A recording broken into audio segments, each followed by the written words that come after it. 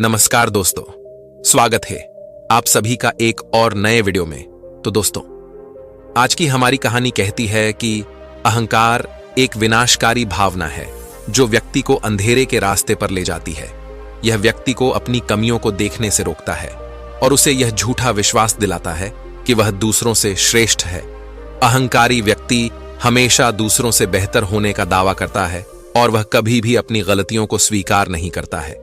यह अहंकार किसी भी व्यक्ति को दूसरों की सलाह और आलोचना अनदेखा करवाता है।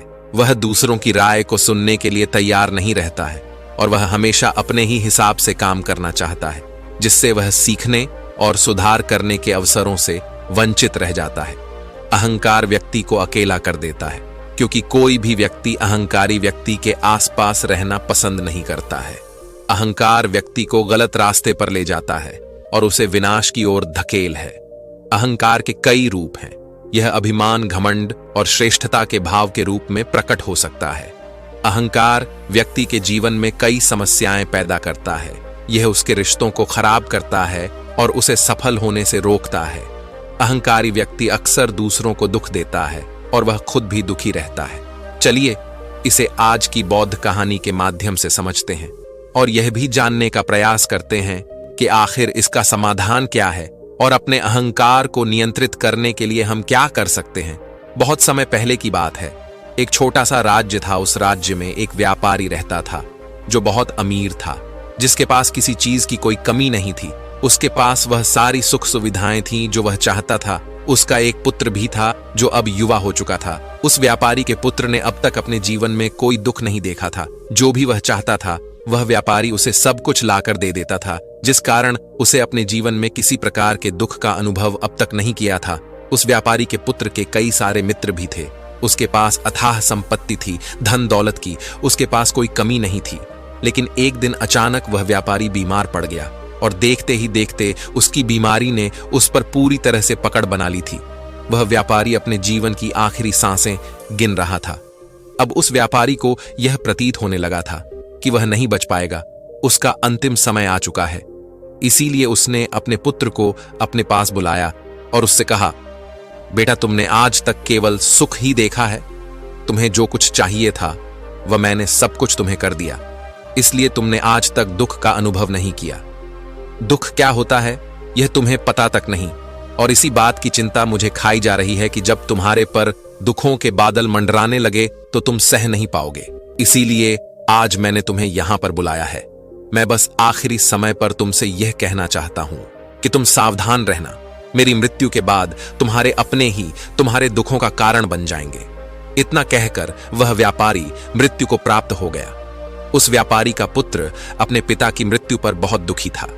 वह रो रहा था। तभी उसके पास उसका एक मित्र आया और वह उसे समझाते हुए कहता है, मित्र, तुम रो क्यों रहे हो? तुम्हारा पिता ही मरा है, लेकिन तुम्हारे पास तो अब भी यह सारी धन दौलत है, यह सारी संपदा है कि सारी संपत्ति तुम्हारी ही तो है। अब तो तुम उन चीजों का भी आनंद ले सकते हो जिनका आनंद तुम अपने पिता के रहते नहीं ले पाए।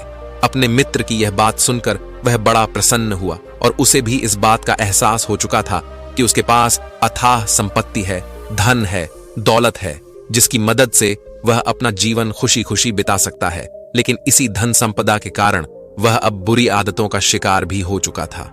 उसे हर प्रकार का नशा करने की आदत लग चुकी थी। जहां उसका मन करता वह वहां चला जाता। जब भी उसका मन करता वह किसी को भी अपने घर बुला लेता। फिर चाहे दिन हो या रात, जो भी उसका मन करता वह खरीद लेता, क्योंकि उसके पास संपत्ति थी। और तो और उसके पिता का सारा व्यापार भी अब उसी के हाथों में था और अब वह बहुत खुश था। वह अपने जीवन को अपनी मर्जी के हिसाब से जी रहा था। एक दिन उसके मन में ख्याल आया कि पिता ने मुझे बेवजह ही डरा दिया कि लोग मेरा फायदा उठाएंगे, मेरे दुश्मन बन जाएंगे, मेरे दुखों का कारण बन जाएंगे। लेकिन अब तो मैं और भी मजे से जी रहा हूं। मेरे सुख के दिन तो अब आए हैं।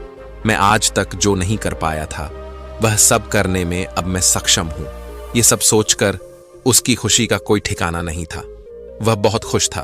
तभी एक दिन उस राज्य में एक बहुत बड़ा अस्पताल का निर्माण हो रहा था और इस अस्पताल के निर्माण के समय पर एक घोषणा करवाई गई कि जो भी इस अस्पताल के लिए सबसे अधिक दान देगा उसका नाम उस अस्पताल के एक पत्थर पर स्वर्ण अक्षरों में लिखा जाएगा।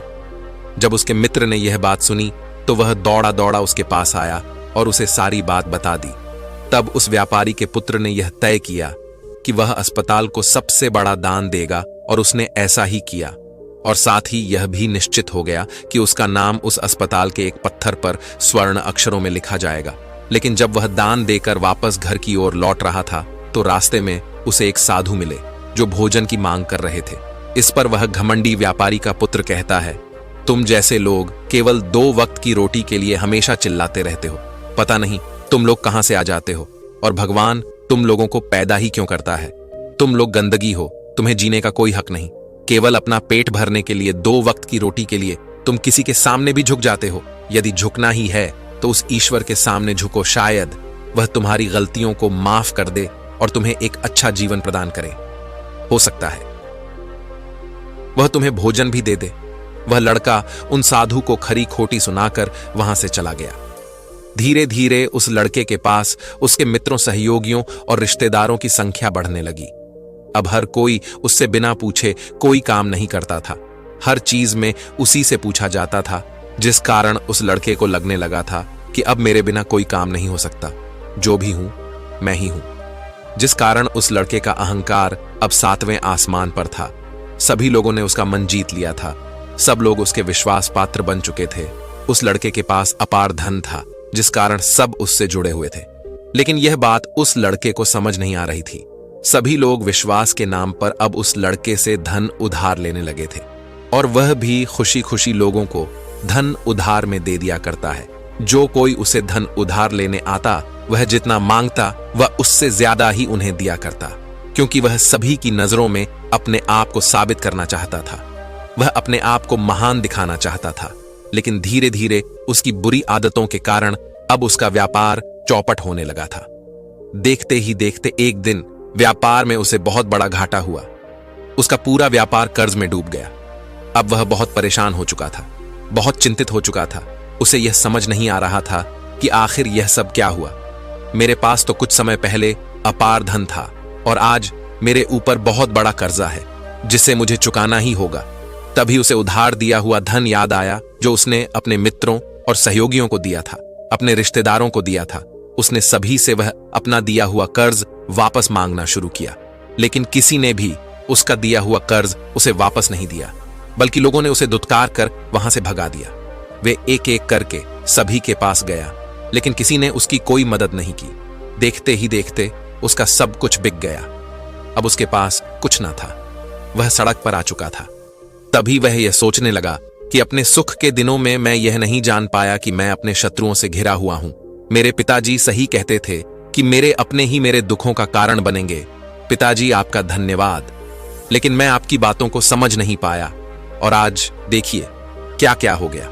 वह सारा दिन यहां से वहां भटकता रहा और सोचता रहा कि अब आगे क्या होगा। वह कैसे खाएगा, कहां रहेगा और कैसे सोएगा। उसे अपने पिता की याद सता रही थी। वह उन्हें याद कर करके रो रहा था। उसकी आंखों से आंसू बह रहे थे। लेकिन अब बहुत देर हो चुकी थी और अब धीरे धीरे उसे भूख भी लग रही थी। तभी उसने सोचा कि मैं उसी अस्पताल पर चलता हूं जहां पर पत्थर पर मेरा नाम स्वर्ण अक्षरों में लिखा गया है। मैं जाकर वहां पर कुछ मदद मांगता हूं। वह वहां पहुंचा और वहां के मालिक से वह कहता है, आपने मुझे पहचाना। मैं वही हूं जिसने इस अस्पताल को सबसे बड़ा दान दिया है और मेरा नाम इस अस्पताल के पत्थर पर स्वर्ण अक्षरों में लिखा गया है। हालांकि इस समय मेरी हालत कुछ खराब है और मेरे पास खाने के लिए भी कुछ नहीं है। क्या आप मुझे कुछ भोजन दे सकते हैं? मैं भूखा हूं, मुझे बहुत जोरों की भूख लगी है। मेरे अपनों ने मुझे धोखा दे दिया है। क्या आप मुझे कुछ भोजन दे सकते हैं? तभी मालिक कहता है, भिखारियों को भोजन इस अस्पताल के बाहर दिया जाता है। अस्पताल के अंदर नहीं जाओ और जाकर बाहर बैठ जाओ। और रही बात तुम्हारे नाम की, तो भिखारियों का नाम अस्पताल के पत्थर पर स्वर्ण अक्षरों में नहीं लिखा जाता। मालिक ने तुरंत ही उस लड़के का नाम अस्पताल के उस पत्थर पर से हटवा दिया और फिर एक बार घोषणा करवा दी कि अस्पताल को जो सबसे बड़ा दान देगा उसका नाम इस अस्पताल के पत्थर पर स्वर्ण अक्षरों में लिखा जाएगा। यह सब देखकर वह लड़का बड़ा हैरान था, बड़ा अचरज में था। वह मन ही मन रो रहा था। और सोच रहा था कि जीवन कितना दुखदाई है, जीवन बहुत छोटा है। अब मैंने जान लिया कि पत्थर पर लिखा हुआ नाम भी मिटाया जा सकता है, और यदि पत्थर पर लिखा हुआ नाम मिटाया जा सकता है तो इस जीवन का क्या मोल। यह जीवन भी कभी भी समाप्त हो सकता है। उस लड़के को जोरों की भूख लगी थी। वह अस्पताल के बाहर जाकर एक कोने में बैठ गया। लोग आते रहे और भिखारी को कुछ ना कुछ दान देते रहे, लेकिन वह लड़का, उसकी हिम्मत ही नहीं हो रही थी कि वह भीख मांग सके, और ना ही वह उन भिखारियों में बैठना चाहता था। देखते ही देखते दोपहर से रात का समय हो चुका था, लेकिन अब तक उसे कुछ भी ना मिला था। लेकिन उसकी भूख बढ़ती चली जा रही थी और उसे जोरों की भूख लगी थी। पहली बार उसने अपनी भूख को जाना था, अपने पेट की इस आग के बारे में जाना था, और इस भूख के कारण वह इतना परेशान हो चुका था कि उसने तय किया कि वह अस्पताल से ही कुछ चुरा लेगा और उसे खाकर अपना पेट भर लेगा। जैसे ही वह वहां से उठता है, तभी वह साधु वहां पर आ जाते हैं, जिसे उस लड़के ने बहुत खरी खोटी सुनाई थी। वह साधु उस लड़के के पास आकर कहते हैं, बेटा, हम पहले भी मिल चुके हैं। वह साधु भिक्षा से वापस लौट रहे थे। उन्होंने कुछ भोजन उसे देते हुए कहा, यह लो, खा लो, तुम्हें जोरों की भूख लगी होगी। मैं तुम्हें जानता हूं, मैं समझता हूं कि हालात तुम्हें जबरदस्ती झुकाना चाहते हैं, लेकिन तुम लोगों के सामने झुकना नहीं चाहते। लेकिन अगर तुम लोगों के सामने झुकेंगे नहीं तो तुम्हें भोजन भी नहीं मिलेगा। आज तो मैंने तुम्हें भोजन दे दिया है, जिससे तुम्हारी भूख मिट जाएगी, लेकिन यह भूख रोज लगेगी। यह पेट की आग कभी नहीं मिटती। इस पर वह लड़का उन साधु से कहता है, जब मेरे पास धन था, दौलत थी, संपत्ति थी, तो मेरे पीछे मेरे मित्रों की, सहयोगियों की, रिश्तेदारों की कतार लगी रहती थी। सभी लोग मेरे शुभ चिंतक थे, लेकिन मेरे ऊपर दुख आते ही वह सब पलट गए। वह सब अब मेरे शत्रु बन चुके हैं। लेकिन तुम, जिसे मैंने इतनी खरी खोटी सुनाई थी, वही मेरे दुख में मेरा सहयोगी बना है। तुम मेरे इस दुख में मेरे पहले मित्र हो, मेरे पहले रिश्तेदार हो, जिसने मुझ पर दया की है। मैं तो अपने आप को बहुत बड़ा समझता था, लेकिन देखो, इस वक्त की मार ने मुझे कहां से कहां पहुंचा दिया। आज मैं इस बात को अच्छी तरह समझ चुका हूं कि धन से बड़ा कोई मित्र नहीं। इतना कहकर उस लड़के ने भोजन किया, और उसने पहली बार भोजन के सुख का आनंद उठाया। उसके हाथ कांप रहे थे। वह जल्दी जल्दी उस भोजन को समाप्त करना चाहता था, जल्दी जल्दी उसे चबा लेना चाहता था, और उसकी आंखों से झरझर आंसू भी बह रहे थे। उसे ऐसा प्रतीत हो रहा था मानो आज से पहले ऐसा लजीज भोजन उसने आज तक ना किया हो। भोजन करते वक्त जो अनुभव उसे प्राप्त हुआ, ऐसा अनुभव उसे आज तक नहीं मिला था। तभी वह साधु से कहता है, यह कैसा सुख है, मैं इस दुख में भी इस भोजन के संतुष्टि का अनुभव कर पा रहा हूं। तभी वह साधु कहते हैं, जहां संतुष्टि होती है वहां सुख का अनुभव होता है, लेकिन सावधान, संतुष्टि बहुत खतरनाक भी होती है। जब संतुष्टि हमारी आवश्यकताओं, हमारी इच्छाओं से ऊपर उठ जाती है, तब यह दुख के दर्शन भी हमें कराती है। आज जो भोजन तुम कर रहे हो, ऐसा भोजन यदि तुम्हें पहले प्राप्त होता तो तुम इसे छूते तक नहीं। लेकिन आज इसी भोजन को करके तुम्हें संतुष्टि मिल रही है। लेकिन जब तुम्हारे पास धन था, दौलत थी, तब तुमने इससे भी अच्छा भोजन किया होगा, लेकिन तब तुम्हें संतुष्टि नहीं मिली होगी, वह सुख प्राप्त नहीं हुआ होगा जो तुम आज अनुभव कर रहे हो। लेकिन सावधान, अगर ऐसा ही भोजन तुम्हें रोज मिलता रहे तो तुम और भी अच्छे भोजन की कामना करने लगोगे, और इसी कामना की संतुष्टि के लिए तुम्हारे मन में दुख पैदा होगा। और जब तुम अपने मन की इस कामना की संतुष्टि कर दोगे तो तुम्हें सुख भी प्राप्त होगा, लेकिन यह सुख आएगा और चला जाएगा। और जब तुम्हारे जीवन में इसी प्रकार के भोजन हमेशा आते रहेंगे और जाते रहेंगे, तो तुम किसी और कामना, किसी और इच्छा की ओर आगे बढ़ने लगोगे। तब तुम किसी और इच्छा की पूर्ति करना चाहोगे, तुम किसी और इच्छा की संतुष्टि करना चाहोगे, और जब वह इच्छा पूरी नहीं होगी, जब तुम्हें संतुष्टि नहीं मिलेगी, तो तुम्हें दुख होगा, तकलीफ होगी, पीड़ा होगी, और यह श्रृंखला ऐसे ही आगे बढ़ती चली जाएगी। लेकिन जब तुम्हारे पास धन था, दौलत थी, तब तुमने इससे भी अच्छा भोजन किया होगा, लेकिन तब तुम्हें संतुष्टि नहीं मिली होगी, वह सुख प्राप्त नहीं हुआ होगा जो तुम आज अनुभव कर रहे हो। लेकिन सावधान, अगर ऐसा ही भोजन तुम्हें रोज मिलता रहे तो तुम और भी अच्छे भोजन की कामना करने लगोगे, और इसी कामना की संतुष्टि के लिए तुम्हारे मन में दुख पैदा होगा। और जब तुम अपने मन की इस कामना की संतुष्टि कर दोगे तो तुम्हें सुख भी प्राप्त होगा, लेकिन यह सुख आएगा और चला जाएगा। और जब तुम्हारे जीवन में इसी प्रकार के भोजन हमेशा आते रहेंगे और जाते रहेंगे, तो तुम किसी और कामना, किसी और इच्छा की ओर आगे बढ़ने लगोगे। तब तुम किसी और इच्छा की पूर्ति करना चाहोगे, तुम किसी और इच्छा की संतुष्टि करना चाहोगे। और जब वह इच्छा पूरी नहीं होगी, जब तुम्हें संतुष्टि नहीं मिलेगी, तो तुम्हें दुख होगा, तकलीफ होगी, पीड़ा होगी, और यह श्रृंखला ऐसे ही आगे बढ़ती चली जाएगी। तुम हमेशा सुख के पीछे भागोगे, लेकिन दुख तुम्हारे पीछे यूं ही भागता रहेगा। तुम सुख को पकड़ना चाहोगे तो तुम्हें पकड़ना चाहेगा। इसी प्रकार यह प्रक्रिया यूं ही निरंतर चलती रहेगी। तभी साधु अपने थैले में से एक सोने की थैली निकालकर उस लड़के के हाथ पर रख देता है। तभी वह लड़का उस साधु से कहता है, हे महाराज, आपके पास इतना धन कहां से आया? आप तो एक वैरागी हैं। तभी वह साधु उस लड़के से कहता है कि यह धन तुम्हारा ही है। उस दिन जब तुम मुझे खरी खोटी सुनाकर अपने घर की ओर आगे बढ़ रहे थे, तभी तुम्हारी जेब से यह सोने के सिक्कों से भरा हुआ थैला नीचे गिर पड़ा और मैंने इसे उठाकर अपने पास रख लिया, ये सोचकर कि जब तुम मुझे मिलोगी तब मैं इसे तुम्हें लौटा दूंगा। लेकिन उस दिन के बाद से आज तुम मुझे मिले हो, इसलिए मैं तुम्हें इसे लौटा रहा हूं। ले लो, यह तुम्हारा ही है। इस पर वह लड़का कहता है, हे महाराज, इसी धन के लिए तो मुझे मेरे मित्रों ने, मेरे सहयोगियों ने, यहां तक कि मेरे रिश्तेदारों ने भी मुझे धोखा दिया। लेकिन आप वो पहले शख्स हैं जो मुझे यह धन लौटा रहे हैं। और वहीं पर जो मैंने धन, जो कर्ज मैंने अपने मित्रों, अपने सहयोगी, अपने रिश्तेदारों को दिया था, अपने बुरे समय पर जब मैंने उनसे मांगा तो उन सभी ने वो धन देने से मुझे मना कर दिया। कईयों ने तो मुझे खरी खोटी सुनाकर अपने घर से धक्के मारकर निकलवा दिया। लेकिन आप महाराज, वह पहले शख्स हैं जिन्होंने मेरे इस बुरे समय पर मेरा साथ दिया है। मेरा धन मुझे वापस लौट आया है। मैं आपकी सहायता के लिए आपका आभारी हूं। मैं इस धन से अपना व्यापार फिर से शुरू करूंगा और इस व्यापार को नई ऊंचाइयों तक ले जाऊंगा। तभी वह साधु उस लड़के से कहते हैं, हमें कोई दुख नहीं देता, बल्कि दुख के कारण तो हम स्वयं ही होते हैं। हम स्वयं ही खुद को धोखा देते हैं। सुख में हम भ्रमित रहते हैं। हमें यह पता नहीं चलता कि हम सही कर रहे हैं या गलत।